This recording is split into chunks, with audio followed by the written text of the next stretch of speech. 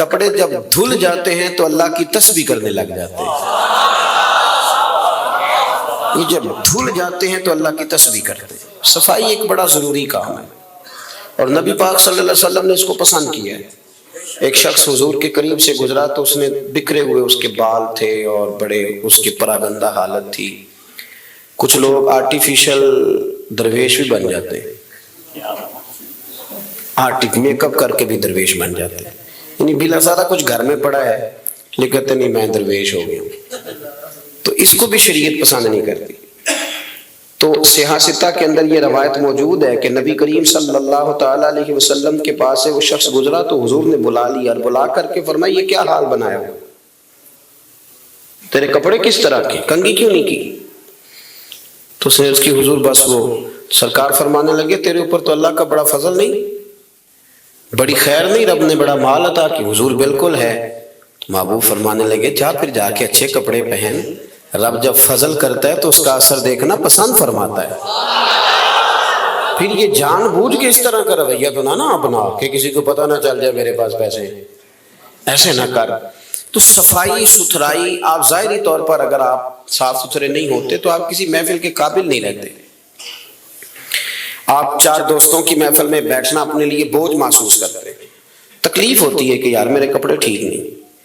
صحیح بتائیے گا, اگر انسان کے کپڑے صاف ستھرے نہ ہوں اسے سکون نہیں آتا, تو اگر اس کے دل پہ میل کچیل ہو.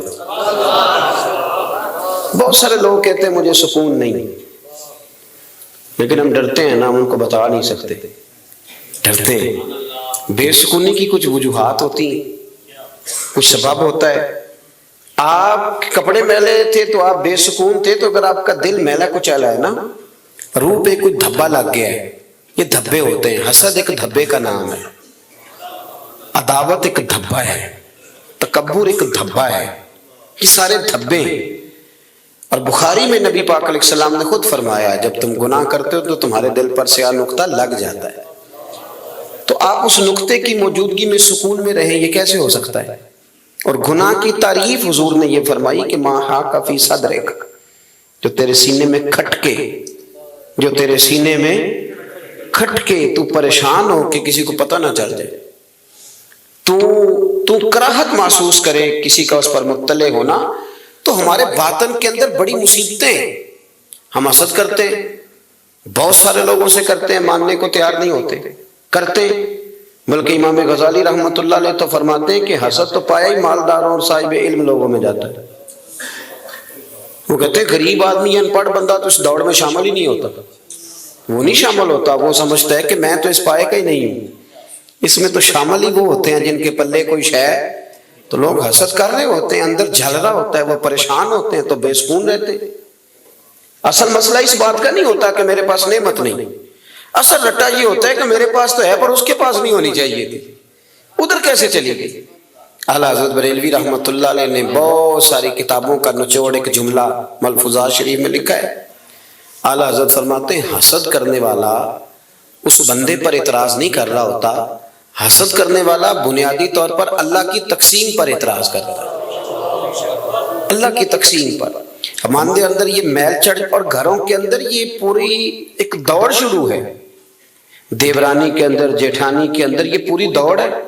اور ایک وقت آتا ہے کہ بھائی بھائی سے حسد کرنے لگ جاتا ہے. کیسے سکون پائے گا؟ حسد ایک آگ ہے.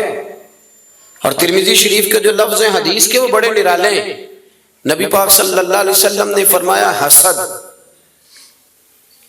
نیکیوں کو یوں کھا جاتا ہے جیسے خشک لکڑی کو آگ کھا جاتی, یعنی وہ کھائی جاتی ہے, لکڑی کی اپنی کوئی حیثیت باقی, تھوڑی دیر پہلے وہ لکڑی تھی اور اب وہ خاک ہے. حسد کھا جاتا ہے.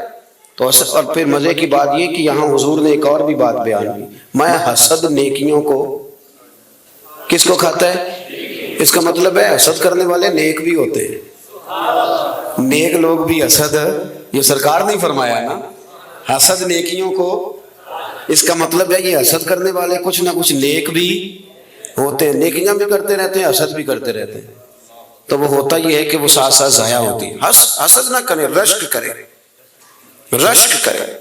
آپ کہیں کیا بات ہے؟ جناب عائشہ صدیقہ رضی اللہ تعالیٰ عنہ فرماتی ہے میں نے ساری زندگی سیدہ خدیجہ الکبریٰ پہ رشک کیا ہے۔ کیا بات تھی اس عورت کی، ان کا رنگ بھی زیادہ گورا نہیں تھا، سرکار سے عمر بھی کچھ زیادہ تھی، 2 دفعہ پہلے نکاح بھی ہو چکا تھا، پر کیا قابل رشک بی بی ہے کہ جسے اپنی ساری حیات ظاہرہ میں میرے نبی پاک نے یاد کیا ہے۔ اب رشک کریں، کہیں کیا بات ہے، اللہ اسے دیا تو مجھے بھی دے۔ رشک سے کنز الاموال میں حدیث ہے، حضرت عائشہ صدیقہ رضی اللہ تعالیٰ عنہ فرماتی ہیں دوپہر کے وقت نبی پاک صلی اللہ علیہ وسلم کے صحابہ حضور سے ملنے نہیں آتے تھے، دوپہر کے کھانے کے بعد سرکار آرام کرتے تھے، قیلولہ فرمایا کرتے تھے۔ ایک بوڑھی آ گئی ملنے، اس وقت صحابہ نہیں آتے تھے، بوڑھی آ گئی اور دروازے پہ آ کے جب اس نے اپنی آواز نکالی نہ پوچھا کون ہے، تو اس کی آواز کچھ آوازیں بندہ بڑا ان کا شناسا ہوتا ہے نا، وہ بڑی ذرا ٹھہر جا مؤذن میرا دل دھڑک رہا ہے، وہ کہیں کعبہ گر نہ جائے تیری شوخ اور مست اذان سے، کچھ آوازیں بندے کے کان میں پڑتی ہیں تو مزہ آتا ہے نا۔ تو خاتون باہر جب بولی تو سرکار دو عالم علیہ السلام آرام فرماتے فٹافٹ اٹھ گئے، حضور نے دروازہ کھولا، بوڑھی کو بٹھایا، کھانا کھلایا، دیر تک وہ باتیں کرتی رہی، سرکار جواب دیتے رہے، اور جناب عائشہ صدیقہ کہتے ہیں لوگ پہلے بھی بڑے آتے تھے پر آج ذرا انداز نرالا تھا، حضور نے بڑی محبت کی، جانے لگی تو حضور نے تحفے بھی بڑے دیے، میرے کریم نے بڑا ہی پیار کیا، بڑا نوازا۔ میرے دل میں خیال آیا کہ یہ خاتون جاتی ہے، حضور بھی جائیں گے، رات کو واپس لوٹیں گے تو میں پوچھوں گی یہ کون تھی، لیکن وہ چلی گئی، حضور تو لیٹ گئے اور گہری سوچ میں چلے گئے۔ جناب عائشہ کہتے ہیں میں قربان جاؤں، میں قریب گئی، قدموں میں بیٹھ کے عرض کی حضور دنیا تو پہلے بھی بڑی آتی ہے، یہ بی بی کون تھی؟ تو میں نے بات کی تو حضور رو پڑے، اٹھ کے بیٹھے، سرکار فرمانے لگے عائشہ یہ بی بی میری پہلی زوجہ سیدہ خدیجہ الکبریٰ کی سہیلی تھی، ان کی سہیلی تھی، یہ عائشہ خدیجہ کے دور میں آتی تھی، خدیجہ کھانا کھلاتی تھی، وقت دیتی تھی، پیار کرتی تھی۔ فرمایا آج میں نے اس روایت کو زندہ کیا، حسن العہد من الایمان، تعلق اچھے طریقے سے نبھا دینا یہ بھی ایمان کا حصہ ہے۔ حضرت عائشہ اس کو بیان کر رہی، آپ دیکھیں صحابہ ایک دوسرے کی شان بیان کرتے ہیں۔ حضرت عائشہ صدیقہ سے پوچھا گیا، بخاری مسلم دیکھیے، توجہ ہے میری بات پر؟ حضرت عائشہ صدیقہ سے کسی نے پوچھا نبی پاک صلی اللہ علیہ وسلم کو سب سے زیادہ پیارا کون؟ جناب عائشہ صدیقہ سے پوچھا سب سے زیادہ پیارا کون؟ تو جناب عائشہ کہنے لگی یہ صاف ستھری بات ہے، سیدہ فاطمہ الزہرا۔ اس شخص نے فوراً پوچھا، مشکات دیکھیے اٹھا کے، اس نے پوچھا جی مردوں میں؟ تو آپ نے فرمایا فاطمہ کے شوہر علی المرتضیٰ۔ فوراً ایک دوسرے کی شانیں بیان ہو رہی ہیں، ایک دوسرے کی عظمتوں کا تذکرہ ہو رہا ہے۔ مولا علی شیر خدا کرم اللہ تعالیٰ وجہ الکریم فرمایا کرتے تھے میں تمہیں بتاؤں سب سے بہادر کون ہے؟ حضور بتائیے، فرمایا ابو بکر صدیق۔ فرماتے وہ بدر کی رات جب حضور کے چھپر شریف کا پہرا دینا تھا، چھپر کا پہرا دینا تھا حضور کے چھپر شریف کا، تو بڑا مشکل کام تھا کون وہاں کھڑا ہو، تو فرماتے ہیں لوگ ابھی سوچ رہے تھے کہ وہاں کون جائے گا، سوچ رہے تھے کہ کون جائے گا، لیکن ابو بکر تلوار لے کے کھڑے ہو گئے، کہنے لگے کوئی اور کیوں جائے گا، میں حضور کے اس چھپر شریف کی پہرے داری کروں۔ تو ایک دوسرے کی تعریفیں کر رہے ہیں، ایک دوسرے کی فضیلتیں بیان کر رہے ہیں، یہ رشک کرتے تھے۔ اسد ہمارے ہاں نا کار تعریف ہی رہے ہوتے ہیں، پر وہ ہلکا سا نچوڑے تو اندر سے اسد نکلنا شروع ہو جاتا ہے، لمبا بھی نہیں نچوڑنا پڑتا، بس ہلکا سا کہتے ہیں باقی تو ساری باتیں ٹھیک تھیں، لیکن آپ نے دیکھا ہے آنے جانے میں نخرہ کتنا تھا، بس وہ نکل آیا، وہ نچوڑ لیا، وہ گیا کام سے، سارا کچھ ختم ہو گیا۔ وہ ایک بات میں طے، حسد نہیں کرے، آپ کو تکلیف دے گا، آپ اذیت میں آئے۔ پھر ایک اور بیماری ہے جس کا نام تکبر ہے۔ یہ جھک کے ملنے کا نام عاجزی نہیں، بلکہ حضرت سعدی فرماتے ہیں میں نے بڑے جھکے ہوئے دیکھے ہیں، گردن جھکی ہوئی ہے، دل بڑا اکڑا ہوا ہے۔ فرماتے ہیں یہ ان کی ادا ہے، یہ ادا بھی تجھ کو ہی زیب ہے، تیری عاجزی بھی فریب ہے۔ تو کہیں کہیں نا لوگ اس طرح بھی کرتے ہیں۔ عاجزی تو دل کا نام ہے کہ آپ کے اندر اخلاص کتنا ہے، آپ کتنے جھکے ہوئے ہیں، آپ کس قدر پیار کر۔ بہت سارے لوگوں میں تکبر ہے، مجھے مانو، مجھے تسلیم کرو۔ اور میں آپ کو کیا بات بتاؤں دنیاوی لوگوں کی، میں تو دینی محفل میں دیکھتا ہوں، یہ کوئی علاقے کا چودھری اگر کسی محفل میں آ جاتا ہے تو گردن اونچی کر کر کے نقیب کو دکھاتا ہے، کہ میں پیچھے بیٹھا ہوں حالانکہ میں چودھری ہوں، تو اونچی کر کے گردن، عادت پڑ گئی نا اسٹیج پہ بیٹھنے کی، پیچھے مزہ ہی نہیں آتا، حالانکہ شان تو رب دیتا ہے، آپ جہاں بھی بیٹھے ہیں اگر آپ قابل اکرام ہیں تو پھر آپ قابل احترام ہی ہیں، لیکن یہ لوگوں پہ تسلط جما کے اپنے آپ کو، مطلب کتنا چھوٹا بندہ ہے جو کسی کے بارے میں یہ کہتا ہے کہ یہ میرا ملازم ہے، اس سے کیا ثابت کرنا چاہتا ہے وہ؟ یہ دو جملے کہہ کہ میرے پاس اتنے پیسے ملازم رکھ سکتا ہوں کیا؟ میں ایک یونیورسٹی میں گیا کچھ بیان کرنے کے لیے، تو ایک بچہ مجھے کہنے لگا پیر صاحب ایک بات بڑی دل میں پریشان کرتی ہے، کسی لبرل آدمی نے کر دی تھی تو ڈرتا میں کرتا نہیں کہیں مجھے کوئی بے ادبی نہ کہہ دے۔ ہمارے ہاں ایک ظلم یہ بھی ہوتا ہے کہ ادب سکھانے سے پہلے بے ادبی کا لائسنس جاری کر دیا جاتا ہے، حالانکہ پہلے ادب سکھایا جائے، پھر اگر کوئی بے ادبی کرے تو پھر اسے بے ادب۔ ہم ادب نہیں سکھاتے لیکن بے ادبی کا تانا فٹافٹ دے دیتے ہیں۔ میں نے کہا جناب آپ پوچھیں، اگر مجھے جواب آتا ہوا تو میں بتا دوں گا، نہیں تو میں کسی سے پوچھ کے بتا دوں گا، آپ بتائیے۔ وہ کہنے لگے جی مجھے کسی نے کہا کہ نبی پاک صلی اللہ علیہ وسلم کے زمانے میں غلامی ختم نہیں ہوئی تھی، اس زمانے میں غلام بکتے تھے اور اسی طرح بکتے تھے، خریدے جاتے تھے، تو ایک آرڈر فرما دیتے غلامی ختم ہو جاتی۔ اور میں نے کہا یار یہ تو کوئی بڑا سوال ہی نہیں ہے، آپ بلا وجہ ڈر رہے ہیں، یہ کوئی بڑا سوال ہے؟ یہ حضور نے غلامی ختم کر دی تھی، آپ پڑھیے ابو داؤد شریف، ختم ہو گئی غلامی، توجہ ہے میری بات پر؟ ادھر دیکھیں جی میری طرف، حضور نے غلامی ختم کر دی، غلامی رہی نہیں۔ کہنے لگے وہ کس طرح؟ میں نے کہا ابو داؤد شریف پڑھ لیں۔ حضرت ابو ذر غفاری رضی اللہ تعالیٰ عنہ فرماتے ہیں کلمہ پڑھنے آیا، جب واپس جانے لگا تو حضور نے بڑی نصیحتیں فرمائی، ان میں سے ایک نصیحت حضور نے یہ کی ابو ذر یاد رکھنا تمہارے غلام تمہارے بھائی ہیں۔ غلام تو وہ رہے نہیں، انہیں تو مدینے والے رسول نے بھائی بنا دیا ہے، آپ کو کس نے کہا وہ غلام ہے؟ وہ غلام، میں سیاستہ کی روایت پیش کر رہا ہوں، فرمایا تمہارے غلام تمہارے، ادھر دیکھیں میری طرف، تمہارے غلام تمہارے بھائی ہیں۔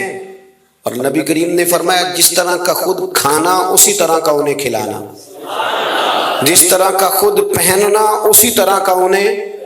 غلام غلام رہے گا جب وہ آپ کے جیسے کپڑے پہنے گا، آپ وہ الگ بات ہے کہ جتنا مرضی وہ ہیومن رائٹس پہ بات کرے، انسانی حقوق کی تنظیمیں چلائے، غلام کو ملازم کو اس طرح کی روٹی نہیں کھلاتا جس طرح کی خود کھاتا ہے، اسے اس طرح کے کپڑے پہناتا نہیں جس طرح کی خود پہنتا ہے۔ لیکن نبی پاک علیہ السلام نے یہ اعزاز فرمایا جس طرح خود کھانا اسی طرح انہیں کھلانا، جس طرح کا خود پہننا اسی طرح کا انہیں پہنانا۔ اور حدیث کا آخری جملہ یہ ہے کہ سرکار فرمانے لگے ان کی طاقت سے زیادہ ان پر بوجھ نہ ڈالنا، اور اگر کبھی انہیں کوئی ایسا کام بتاؤ جو ان کی طاقت سے زیادہ ہو تو پھر اس کام میں ان کی مدد بھی کرنا۔ مجھے بتلائیے غلام تو غلام رہے نہیں، حضور نے تو سیٹ ہی ختم کر دی، انہیں بھائی بنا دیا ہے، وہ تو سیٹ ہی ختم ہو گئی، تو آپ یہ کیسے کہہ سکتے ہیں کہ غلامی ختم نہیں ہوئی؟ حضور نے تو انہیں بھائی بنا دیا۔ بھائی ہمارے یہاں نا بڑا مزہ آتا ہے یہ کہہ کہ میرے 6 ملازم ہیں، بڑا مزہ آتا ہے، اور بڑا بندہ راضی ہوتا ہے جب وہ گاڑی میں بیٹھا ہوتا ہے تو 15 بندے آگے دوڑ رہے ہوتے ہیں، اس کو بڑا لطف آ رہا ہوتا ہے، لیکن اسے نہیں پتا کہ اس کے اندر تکبر آ گیا ہے، اب اس کے اندر ایک چیز پیدا ہو گئی جو اسے خراب کرے گی، وہ پھر کرسیاں ڈھونڈتا پھرے گا، اسے کہیں مزہ نہیں آئے گا، وہ نورانی محفل کے اندر بھی روحانی محفل کے اندر بھی وہ تلاش کرے گا کہ کوئی مجھے جان لے، کوئی مجھے پہچان لے، وہ ہر جگہ پروٹوکول کا عادی ہو، اسے بیماری لگ جائے، کسی جگہ قرار نہیں پائے گا، وہ کہے گا پتہ نہیں مجھے سکون کیوں نہیں آ رہا۔ بھائی سکون تو آتا ہے چھپ جانے میں، سکون تو جاتا ہے کسی کونے میں جا کے اللہ اللہ کرنے میں، کسی کونے میں۔ بابا بلے شاہ صاحب، بابا صاحب رحمت اللہ علیہ فرماتے ہیں میں نے اعتکاف کبھی قصور میں نہیں کیا، اس گاؤں میں جاتا تھا جہاں مجھے جانے کوئی نہ، چلو 10 دن تو میں الگ ہو کے اللہ اللہ کر لوں، کہتے میں وہاں جا کے اعتکاف کرتا تھا، یا تو سارے ہاتھ چومنے والے تھے، اکثر کہا کرتے تھے اٹھ بلیا چلو تھے وسیے جتھے وس دینی سارے انے، اٹھ بلیا چلو تھے وسیے جتھے وس دینی سارے انے، نہ کوئی ساڈی ذات پچھانے نہ کوئی سانو منے۔ کبھی ایسی جگہ بھی تو جانا چاہیے نا۔ اور بڑے ناز سے میری طرح کے بندے بھی کہہ رہے ہوتے ہیں تسی وہ تو کونے تو آ کے میرا نام پوچھو پہنچ جاؤ گے، وہ کبھی اپنے آپ سے پوچھ تو صحیح کہ یہ تو کہاں مبتلا ہو گیا، یہ شہرت، یہ شور شرابے، یہ آنا جانا، مزہ تو تب ہے کہ صبح قیامت آپ کو پردوں میں ڈال کے کہہ دیا جائے کہ جا تیری پردہ پوشی کی، تیرے عیب نہیں کھولے جائیں گے، بغیر حساب جنت میں چلا جا۔ یہاں یہ شور کرنا، اپنا آپ دکھانا، اپنا آپ بتانا، یہ تو علامت تکبر ہے۔ تھوڑا سا نیچے رہیں۔ یہ ہوتا ہے کئی دفعہ کہ انسان کچھ اللہ تعالیٰ اسے وقار دے دیتا ہے تو اس کا قد اونچا ہو جائے، اس کی سیٹ اونچی ہو جائے، لیکن دل اس کا سکون میں رہے۔ امام غزالی روایت لائے ہیں، حضرت حذیفہ بن یمان رضی اللہ تعالیٰ عنہ فرماتے ہیں میں اپنے قریب محبوب علیہ السلام کے ساتھ نہ سفر کر رہا تھا، گرمی کا موسم تھا، سفر کرتے کرتے کرتے کرتے ہم ایک باغ کے قریب سے گزرے تو سامنے کنواں نظر آیا۔ حضور فرمانے لگے حذیفہ یار گرمی بڑی ہے، غسل نہ کر لیں؟ میں نے کہا حضور بڑی بات ہے، کر لیں۔ کہتے ہیں سرکار کنویں کے قریب گئے تو کپڑوں سمیت غسل کرنے لگے، پھر بھی مجھے فرمایا کہ ذرا چادر نہیں تان لیتے؟ میں ذرا پسند نہیں کرتا کہ یہ گرمیوں میں ہمارے بچے جس طرح کا لباس پہنتے، یہ تہذیب کے مطابق نہیں، تہذیب کسی اور چیز کا نام ہے۔ آپ ذرا کھلا لباس پہنیں اور آپ ذرا کچھ چیزوں کو چھپائیں، آپ مہذب لگیں گے، آپ مناسب لگیں گے۔ کالی بنیان پہن کے تو گلی میں نکل جانا، گلی میں کیا گھر میں بھی بیٹیاں ہوتی ہیں، بہنیں ہوتی ہیں، کیوں اس طرح کا لباس پہنتے ہیں جو غیر مناسب محسوس ہو؟ حضرت حذیفہ بن یمان رضی اللہ تعالیٰ عنہ فرماتے ہیں حضور کپڑوں سمیت غسل فرما رہے تھے، پھر بھی مجھے فرمایا چادر تان لو۔ توجہ ہے میری بات پر؟ یہ نوجوان ذرا زیادہ غور کریں کیا عرض کر رہا ہوں۔ کہتے ہیں میں چادر تان کے کھڑا ہو گیا، حضور غسل کرنے لگے تو پانی ٹھنڈا تھا، گرمی بھی بڑی تھی، حضور کو نہ لطف آیا تو فرمانے لگے تھوڑا اور نہ نہا لوں؟ میں نے کہا حضور نہائیں۔ کہتے ہیں سرکار کو اور لطف آیا، فرمانے لگے ذرا اور نہ نہاؤں؟ میں بڑا مطمئن تھا، بڑا راضی تھا کہ مجھے نوکری کا موقع مل رہا ہے۔ کہتے ہیں ایک دو دفعہ سرکار نے فرمایا، پھر حضور بس کرنے لگے تو میں نے کہا حضور تھوڑا اور غسل فرمائیں، گرمی بڑی ہے۔ تو سرکار اور غسل کرنے لگے، خاصی دیر حضور نہائے، غسل فرمایا، فارغ ہو گئے نا جب، میرا کلیجہ بڑا ٹھنڈا تھا کہ میں نے نوکری کر لی۔ جب فارغ ہو گئے تو حضور مجھے فرمانے لگے چل اب تو غسل کر۔ اگر روٹی بچ جائے تو بندے ڈرائیور کو بھیج دیتے، اگر کبھی بچ جائے۔ چلیں آپ نے کون سا مجھ سے ناراض ہونے، آپ تو اپنے ہیں۔ اگر کوئی دیکھ بڑھ جائے تو مدرسے بھیج دیتے کہ وہ اس کو کہتے آپ یہی ہیں کہ اس کے پیروں کے نیچے فرشتے پر بچھاتے ہیں، یہ بھی آپ کہتے ہیں کہ آپ جی آپ کی بڑی شان ہے، آپ نماز پڑھاتے ہیں، پر دیکھ وہ بھیجنی ہے جو بچ گئی، وہ آپ بھیج دیں۔ بچ گئی ہے وہ زیادہ تھی تو ہم نے کہا چلو بچوں کو دے دیتے۔ یہ اعزاز نہیں دیا، دیکھ دے دی پر آپ نے عزت نہیں دی، وقار کا مزہ نہیں آیا اس کا، یہ کوئی سرور والا کام نہیں۔ میرا ایک دوست مجھے ایک دن کہنے لگا حضرت جی اگر کوئی ٹائم ملا نہ نکلا تو میں آؤں گا۔ میں کہ یار نہ آئیے دا کوئی مزہ ہے، ساڑھے کو تو ٹائم کٹ گیا نا یار، حد ہو گئی۔ تو کہے کہ میں بڑا مصروف ہوں پر آپ حکم تو کرے، میں سویرے ہی آیا۔ یہ کیا بات آپ نے، اسی کو بچے کچھ ٹائم آلے ہیں ہمارے پاس، تو آ تھوڑا سا سارا کچھ چھوڑ چھاڑ کے پتہ چلے کہ تو آیا ہے۔ میری بات کی سمجھ آ رہی ہے میرے عزیز؟ بات کو سمجھنا ہے آپ نے۔ حضرت حذیفہ بن یمان رضی اللہ تعالیٰ عنہ فرماتے ہیں کہ جب حضور غسل فرما چکے تو کہنے لگے اب تو غسل کر۔ کہتے ہیں میں غسل کرنے لگا تو سرکار نے فرمایا چادر مجھے دینا، میں تان کے کھڑا ہو جاؤں۔ یعنی نبی کریم کی بات کر رہا ہوں۔ وہ ساری زندگی پیر صاحب نوکری کراتے رہتے ہیں، مرید پہ چڑھ جائے نا قرضہ تو کہتے ہیں اس کا ذاتی معاملہ ہے، تو جب تیرے گھر جھاڑو دے رہا تھا پھر نہیں ذاتی معاملہ تھا؟ تھوڑی تو بھی پیار کر لے، کبھی تو بھی ان کے ساتھ کہہ۔ وہ میرے ایک دوست ہیں پیر صاحب، تو عرس پہ میں گیا ہوا تھا تو ان کا بچہ وہ اپنے بیٹے سے پوچھتے ہیں کہ پتر وہ دال والا جو دیگ ہے وہ گرم ہی ہے نا؟ کہنے لگا ابا جی بس ٹھیک ہی ہے چل جائے گی، یعنی گرم کرنا بھی پسند نہیں صاحبزادے کے لیے، ابا جی چل جائے گی۔ تو پیر صاحب نے بڑا اچھا جملہ کہا، کہنے لگے پتر جب تو مریدوں کے گھر جاتا ہے تو تیرے ساتھ یہ سلوک کرتے ہیں؟ اس طرح تو نہ کر یار، کم از کم تیرا زور لگے گا ایک آرڈر ہی کرنا ہے ذرا گرم ہو۔ پر ہم سمجھتے نہیں نا چیزوں کو، الا ماشاءاللہ اچھے لوگوں کی بات نہیں کرتا۔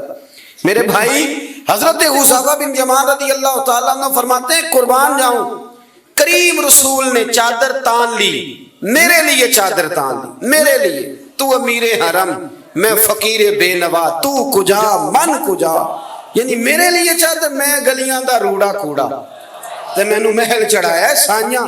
حضور نے چادر تان لی، کرنا غسل, اگر مجھے گرمی لگ رہی ہے تو تجھے بھی تو لگ رہی ہے نا. حضرت حذیفہ بن یمان کہتے ہیں میں نے کہا حضور میں بغیر چادر کے, فرمایا نا میں کھڑا رہوں گا تو کر غسل.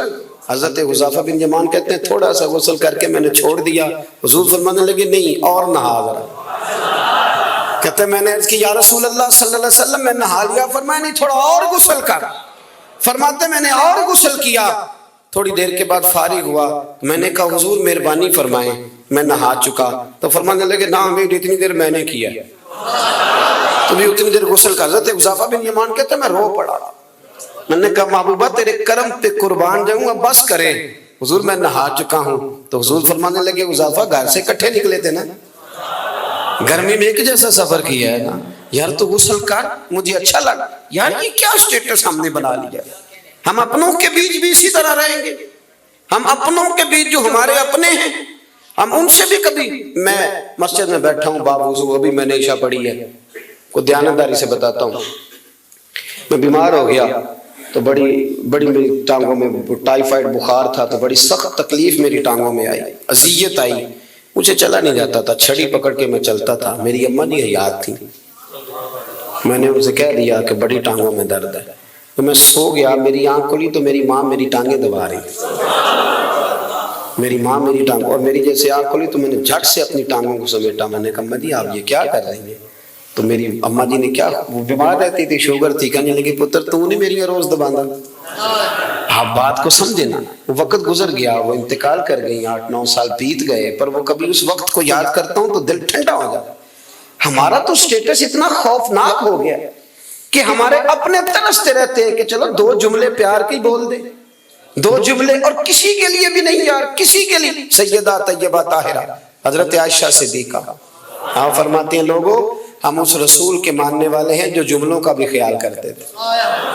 کسی کی آج انداز تکلم کس طرح کا ہے, کوئی کس طرح, اس کا بھی حضور خیال کرتے.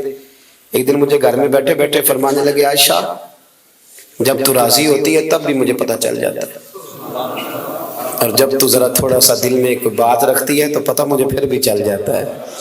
تو جناب عائشہ کہتے ہیں میں نے فٹافٹ عرض کی حضور مجھے میری ماں روئے. میں اور آپ کے فرمایا چپ کر ذرا سن تو لے, پہلے ذرا سن تو صحیح نا, ذرا سن یا رسول اللہ حکم کریں. تو محبوب فرمانے لگے کبھی کبھی کسی دوسری بیوی کے پاس ذرا وقت گزاروں تو تیرے دل میں بات تو آ ہی جاتی ہے نا, ذرا سن نا حضور حکم کریں.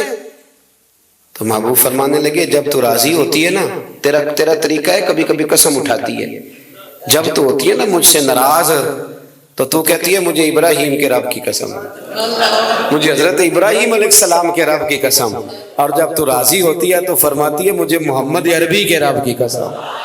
اب میں سمجھ جاتا ہوں کہ آج کوئی بات. جناب عائشہ کہتی ہیں میں بڑا روئی. حضور نے فرمایا کیوں روتی ہے؟ میں پھر رو پڑی. حضور نے فرمایا میں نے تو تیرے احساسات بیان کر تو رو پڑی. کہنے لگی روتی اس لیے ہوں کہ اللہ نے کیسا کریم رسول عطا فرمایا. حضور لفظوں جملوں تک کا احساس. یا آج کوئی فکرے کس طرح کے بیان کر رہا ہے, آج اس کا ذہن کس طرف چلا گیا, اس بات کا بھی خیال ہمارا. تو یقین کرے وہ بلند و باغ مزاج جانے ہمیں کہاں جا کے کھڑا کرے گا, کس جگہ پہ جا کے ہم رکیں گے. بڑا شوق ہے لوگوں کی گردنیں جھکانے کا, بڑا ہمیں شوق ہے, یہ میرا ملازم ہے. گھر میں بھی گئے ہیں تو 2-4 بندے کھڑے ہونے چاہیے اعزاز کے لیے, تھوڑا سا جھکے تو صحیح, تھوڑا پیار کرنا تو شروع کرے, تھوڑا یہ آپ کی گردن دیکھیں نا, جو بالکل اکڑ جائے وہ مردہ ہوتا ہے, اور جس میں کچھ نہ کچھ لچک ہو وہی تو زندہ ہوتا ہے. اگر آپ پکڑے ہوئے ہیں, اکڑ گئے ہیں آپ کو اپنے علاوہ, وہ کسی نے کہا تھا خدا مجھے ایسی خدائی نہ دے کہ اپنے سوا کچھ دکھائی نہ دے. کیا لے کے جانا ہے اس دنیا سے اگر آپ چند منٹ کسی سے پیار ہی نہیں کر پائے, کسی کا احساس ہی آپ کی طبیعت میں نہیں آیا, آپ کو ذرا خیال ہی نہیں آیا کسی کی بابت, لیکن ہمارا وہ احساس کدھر گیا؟ اصل بات یہ ہے کہ اندر تکبر چھپا لیا ہے, اب وہ نکلتا نہیں, کھٹکتا بڑا ہے, تنگ بڑا کرتا ہے, بڑی آرزو ہے کہ جانا جاؤں پہچانا جاؤں. سمجھتے نہیں مولا کائنات شیر خدا علی المرتضیٰ حضرت مولا علی کرم اللہ تعالی وجہہ الکریم کوفے میں تشریف فرما تھے تو غلام سے کہنے لگے چل ذرا شاپنگ کرنے چلے. کس سے؟ بول کے بتائیے، لے گئے ہو کبھی ملازم کو ساتھ؟ ہم تو ابا جی کو نہیں لے کے جاتے، حالانکہ ان کو کبھی کبھی لے جائیں تو انہیں بڑا اچھا لگے. کبھی کبھی والد صاحب سے کہیں نا کہ موسم بدل رہا ہو 2 جوڑے لے چلے، ہم لے کے جائیں کبھی ان کو ساتھ بٹھا کے، ان سے کہ ابا جی آئے میرے لیے کپڑے پسند کریں. ان بیچاروں نے بوڑھوں نے کیا پسند کرنا ہے، پر آپ ساتھ لے کے جائیں گے تو ان کا دل بڑا ٹھنڈا ہوگا. لیکن یہ کام بھی ہم یاروں کے ساتھ ہی کرتے ہیں، والد کو کہاں لے کر کے جاتے ہیں. مولا علی شیر خدا غلام سے فرمانے لگے چل نا یار کپڑے خریدنے. خادم کہتا ہے میں ساتھ گیا. حضرت علی نے 2 جوڑے خریدے. فرمایا آج 2 لینے بھی، ایک تیرا ایک میرا. کہتے ایک خاصا مہنگا لیا، ایک ذرا سستا لیا. میں فوراً سمجھ گیا مہنگا آقا کا ہے اور سستا اسی طرح ہی ہوتا ہے نا. مہنگا جوڑا آقا کا ہے اور سستا غلام کا ہے. کہتے ہیں تھیلے میں کپڑے ڈالے، میں نے اٹھائے، میں غلام تھا. وہ چوک آ گیا جہاں سے مولا علی نے اپنے حجرہ نور میں جانا تھا اور میں نے اپنے گھر جانا تھا. فرماتے ہیں وہ جگہ آ گئی. شیر خدا رضی اللہ تعالیٰ عنہ فرمانے لگے کہ لیا پتر میرے والا جوڑا مجھے دے دے، لا وہ میرے کپڑے مجھے دے دے. تو کہتے ہیں وہ بڑی ڈیفینیٹ تھی بات تھی، میں نے اسی وقت نکالا مہنگا جوڑا، جناب علی کو تھمایا. تو حضرت علی فرمانے لگے یہ تو نہیں میرا. باتیں مزے کے لیے سنتے ہیں صرف، اگر ان کے سننے میں اتنا مزہ ہے تو اس پر عمل کرنے میں کتنا مزہ ہو، یہ بھی تو کبھی آپ محسوس کریں نا. حضرت مولا علی شیر خدا فرمانے لگے یہ نہیں میرا، میرا تو وہ دوسرا ہے. وہ کہتا میں نے ایک فلسفہ بیان کیا، ایک علت بیان کی، ایک لاجک میں نے بیان کی. میں نے کہا حضور آپ مہنگا پہنے کیونکہ آپ آقا ہیں، اور میں سستا پہنوں گا کیونکہ میں. تو حضرت علی نے فوری طور پہ حکم نہیں لگایا کہ نہیں تو دوسرا مجھے دے. عالم تھے نا، تو اس نے علت بیان کی تو پہلے اس کا وہ سبب توڑا، پہلے اس کی اس بات کا جواب دیا. دلیل کا جواب دلیل سے دینا چاہیے نا. کئی دفعہ لوگ دلیل کا جواب گالی سے دینے لگتے ہیں، یہ طریقہ غلط ہے. حضرت علی سے اس نے کہا ایک علت بیان، ایک سبب بیان. کہنے لگا حضور آپ چونکہ آقا ہیں تو آپ جوڑا پہنے مہنگا، آپ کپڑے استعمال کریں مہنگے، میں چونکہ غلام ہوں تو میں استعمال کروں گا سستے. تو حضرت علی کہنے لگے تو یہ والا فلسفہ نہ بیان کر، تو میرے والا کر. میں تجھے بتاتا ہوں ایک سبب وہ والا لگا لے. یہاں وہ حکم لگا. اس نے کہا حضور وہ کون سا؟ فرمانے لگے تو سستا مجھے دے نا کیونکہ میں بوڑھا ہوں، اور تو مہنگا استعمال کرنا اس لیے کہ تو جوان ہے، اور جو جوان ہوتے ہیں وہ مہنگے کپڑے پہنتے ہیں. فرمایا یہ والا نقطہ یہاں لگا نا، یہ کلیہ یہاں استعمال کر. تو خادم کہتا ہے کہ حضرت علی نے مجھے شان بھی دے دی، اعزاز بھی دے دیا، اور مجھے بات بھی سمجھا دی. تیسری بات ہے اس کا بھی ضرور خیال رکھیں ہمیشہ اپنی زندگی کے اندر. آپ کو سکون ملے گا، آپ کو اطمینان ملے گا. ہم نا آرام پسند بہت ہو گئے. مطلب دنیا میں سب سے تکلیف میں سب سے زیادہ ہمیں پریشان وہ بندہ کرتا ہے جو ہمارے آرام میں تھوڑا سا خلل ڈالتا ہے. اسپیکروں پہ پابندی کیوں لگی بھلا؟ جھگڑے شگڑے اب کوئی نہیں ہوتے تھے، اب کہاں دور رہ گیا. اب تو صرف لوگوں کی نیند خراب ہوتی تھی، اور جو سوسائٹیوں میں رہتے ہیں نا ان کے لیے زیادہ مسئلہ تھا. زیادہ میں دور تھا ایک جگہ پہ جلسے میں، ہمارے جو مسجد کے مؤذن ہے نا وہ ابھی بھی آپ فجر کی اذان پڑھ کے 2-3 نعتیں پڑھتے ہیں.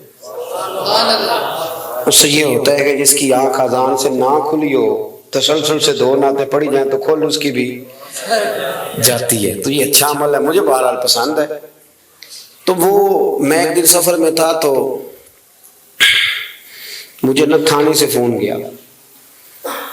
وہ تھانے والے جو صاحب تھے وہ کہنے لگے پیر صاحب شکایت آئی ہے کہ آپ کی مسجد کا نا صبح کے وقت ہمیں ایک شخص نے فون کیا. وہ کہتا ہے ہمارا سونے کا ٹائم ہوتا ہے تو یہ نعتیں شروع کر دیتے ہیں. آج کل سونے کا یہی ٹائم ہے لوگوں کا، جو اٹھنے کا ٹائم ہے. اس نے صحیح کہا ہے، یہی ٹائم ہے نا سونے کا. تو اس نے کہا کہ یہ، میں نے کہا یار اگر کوئی بندہ بیمار ہے، کوئی پریشان ہے تو پھر تو ہم قبول کرتے ہیں، لیکن یہ جو بات اس نے کی ہے نا کہ ہمارا اب سونے کا ٹائم ہے. تو کہنے لگے حضرت جی پھر اب آپ کیا کریں گے؟ میں کہا میں انہوں نے اتنا ہی کہنا ہے کہ ایک نعت بدا چھڑ تاکہ یہ اٹھ جائے اور نماز پڑھ کے سویا کرے. اس سے زیادہ اور کیا کہا جا سکتا ہے کہ ایک نعت تو ذرا بڑا. ہمیں نا ہم ذرا سا بھی اپنا اپنی نیند قربان کرنا، اپنے اوپر تھوڑا بوجھ لینا پسند نہیں کرتے۔ رات کو کچھ لوگوں کو جاگتے رہنا بڑا ضروری ہے۔ ڈاکٹر کے لیے اپنا موبائل آن رکھ کے اسے سونا چاہیے، یہ میری گزارش ہے، اس لیے کہ کسی وقت بھی کوئی مریض اس کو فون کر سکتا ہے۔ جو لوگ سیکیورٹی اداروں سے تعلق رکھتے ہیں ان پر ضروری ہے کہ وہ رات بھی اپنے موبائل کو آن رکھے۔ جن کی ذمہ داری میں کچھ لوگ ہیں، میرے پاس ایک ایسا نمبر ہے، رات بھر وہ نمبر، میرے پاس مدرسے کے بچے ہیں، وہ کسی وقت میری ضرورت پڑ سکتی ہے۔ مجھے سینکڑوں دفعہ کہا ہے گھر والوں نے بھی، باہر والوں نے بھی، کہ آپ اس کو بند کر دیں، تو میں کہتا ہوں پھر یہاں تو مدرسہ بھی بند کرو نا، کیا ہو جائے گا؟ مثلا نیند تو اگر اللہ آپ کو سکون دینا چاہے تو 20 منٹ کی نیند میں نیند پوری ہو جاتی ہے، اور اگر وہ مالک بے نیاز ہے، کبھی نہ سکون آئے تو سارا دن نہ بستر سے نکلے، سستی نہیں جاتی۔ صحیح کہہ رہا ہوں میں؟ تھوڑی اگر آپ اپنی نیند قربان کر لیں گے کسی کے لیے، کسی کو سکون دینے کے لیے، تھوڑی سی نہیں دیتے ہمیں تو بس یہ ہے کہ میرے لیے سارے جاگیں گے، میں نہیں اٹھوں گا کسی کے لیے، ہر آدمی ہائی الرٹ کھڑا رہے، اس سے انسان بہت بڑا خود غرض ہو جاتا ہے، اور جب وہ کسی کو سکون نہیں دیتا تو پھر اسے نیند بھی نہیں آتی۔ اگر ہم تھوڑا اشار کریں، حضرت انس بن مالک رضی اللہ تعالیٰ عنہ فرماتے ہیں رات کا وقت تھا، مدینے کے کونے سے چیخنے چلانے کی آواز آنے لگی بڑی شدت کے ساتھ۔ قاضی ایاز رحمۃ اللہ علیہ نے بھی لکھا ہے، اور بھی دیگر سیرت نگاروں نے نقل فرمایا ہے، تیز ایک کونے سے تیز آواز چیخنے کی آنے لگی۔ فرماتے ہیں سب لوگ جمع ہو گئے جن کے کانوں میں آواز گئی، ہم نے نیزے، تیر، تلواریں، ساری چیزیں جمع کرنی شروع کر دی کہ ادھر جاتے ہیں اور جا کے دیکھتے ہیں وہاں کیا ہے۔ کہتے ہیں ہم تیاری کر چکے جب، اور ہم نے منصوبہ بنا لیا، اور جب ہم نے رخ پھیرا نا ادھر جانے کے لیے تو اللہ کے نبی صلی اللہ علیہ وسلم وہاں سے واپس آ رہے تھے،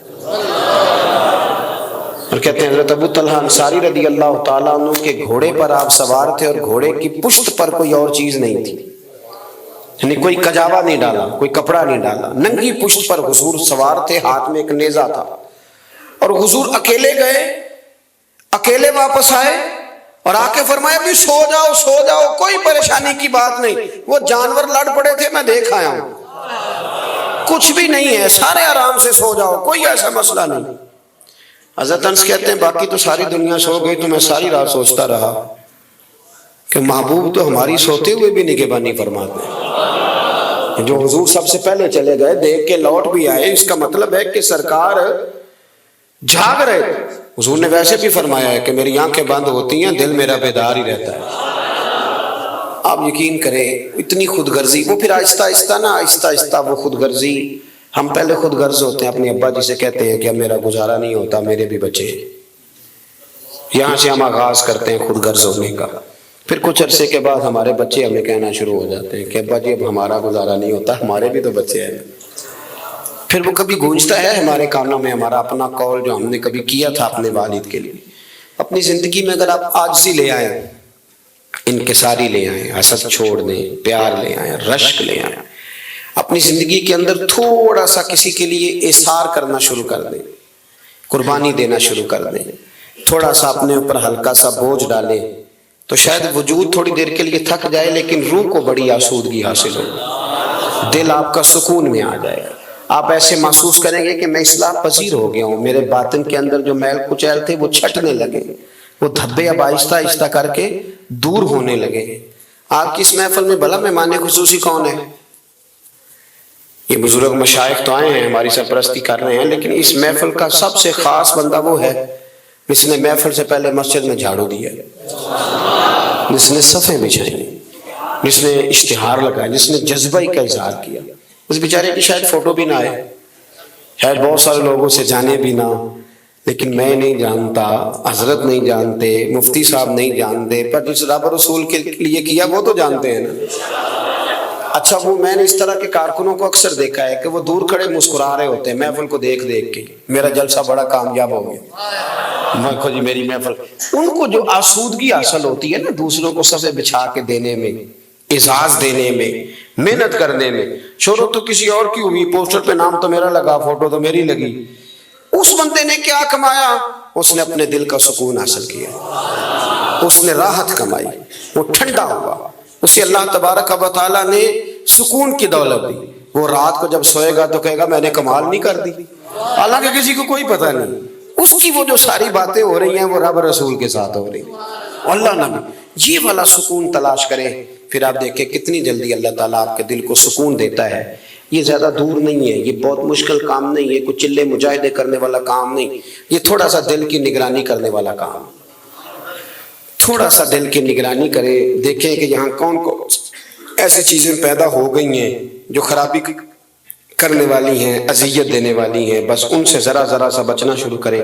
پھر دیکھیں اللہ تبارک و تعالیٰ کتنی آسانی عطا کرتا ہے. حضرت ابوبکر صدیق رضی اللہ تعالیٰ عنہ کی اگر آپ ساری زندگی دیکھیں نا، میں سارے اپنے اپنے انداز میں لوگ چیزوں کو سمجھتے ہیں، میں نے بھی اپنی توفیق کے مطابق جتنا مجھے اللہ نے فہم دیا، میں نے جو کتابیں اب تک چھپی ہوئی ہیں ان کے بارے میں شاید ساری دیکھی، لیکن جو چیزیں طبیعت پہ جم جاتی ہیں نا وہ کچھ اور ہے. ایک فرمان میرے رسول پاک کا، حضور نے فرمایا میں نے جس کے سامنے دین پیش کیا اس نے دلیل مانگی.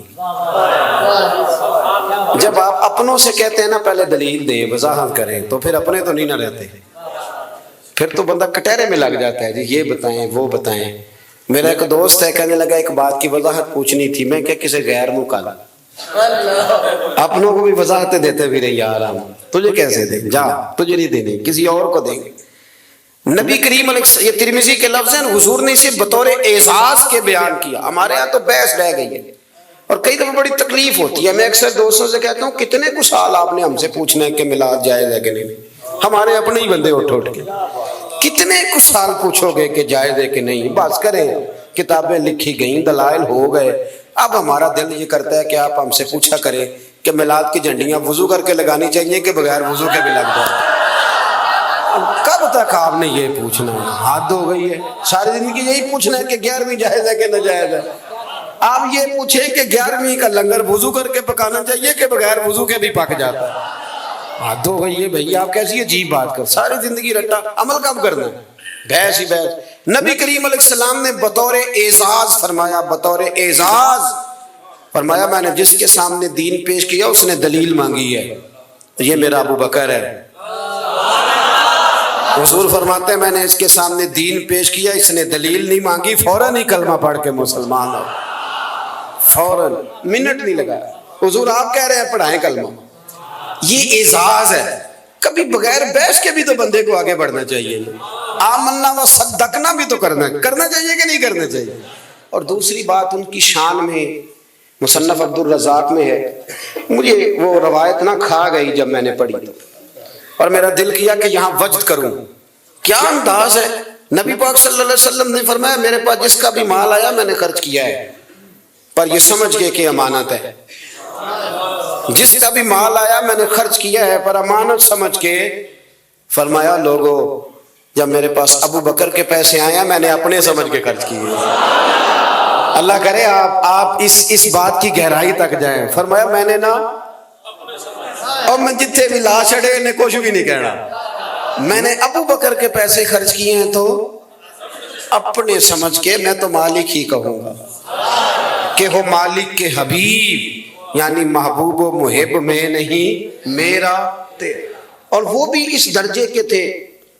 حضرت ابو بکر صدیق کے نا وصال کو تیسرا دن تھا. جناب عمر کہتے ہیں پہلے حضور ظاہری پردہ کر گئے، پھر ابو بکر بچھڑ گیا. میرے زخم بڑے تازے تھے، انہوں نے دل بر جانی بچھڑ. کون روے پھر تھوڑا، یہ سب روگاں دا روگ محمد جس دا نام بچھوڑا. کہتے تیسرا دن تھا حضور کے وصال، حضرت ابو بکر کے وصال کو. مسجد نبی میں اثر پڑھا کے تو میں کونے میں بیٹھا تھا، رو رہا تھا. تو 2-3 نا یتیم بچیاں چھوٹی چھوٹی آ گئی. کہنے لگی چچا آپ خلیفہ بنے؟ میں نے کہا ہاں بیٹے میں بناؤں. تو کہنے لگے چلیں پھر یہ ٹائم ابو بکر ہمیں دیا کرتے تھے. تو میں نے کہا بیٹے آپ کو دیتے تھے مطلب؟ تو کہنے لگی ہم نا 5-6 بہنیں، ہمارا بھائی کوئی نہیں، ابا فوت ہو گئے، ہمارے پاس کچھ بکریاں ہیں.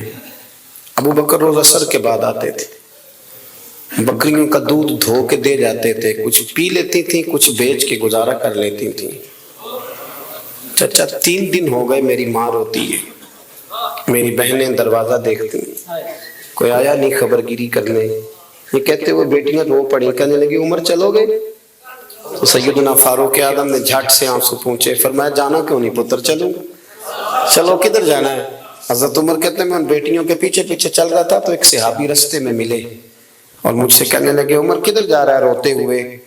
تو میں نے کہا یار یہ ابو بکر صدیق میرے لیے رستہ کتنا مشکل کر گیا، اس کے رستوں پہ کیسے چلوں گا؟ یہ کس کس کو وقت دیتے تھے، کیا ترتیب تھی، جگر راہ وفا میں نقش ایسے چھوڑ آیا ہوں کہ جس منزل سے گزرا ہوں وہ اب تک یاد کرتی ہے اکھاں جدو میٹیاں زمانہ مینوں روے گا، اپنا تے اپنا بیگانہ مینوں روے گا، جدو نہ میں دسیا میں خاراں نوں میں خانے وچ، پھر جام ٹوٹ جان گے تے میں خانہ مینوں روے گا، کئی لک لک رون گے تے کئی بک بک رون گے، گلیاں دا ایانا تے سیانا مینوں روے گا۔ بڑا وقار، باقی باتیں انشاءاللہ 17 فروری کو کریں گے آپ کے ساتھ اس موضوع پر، اللہ نے توفیق دی تو۔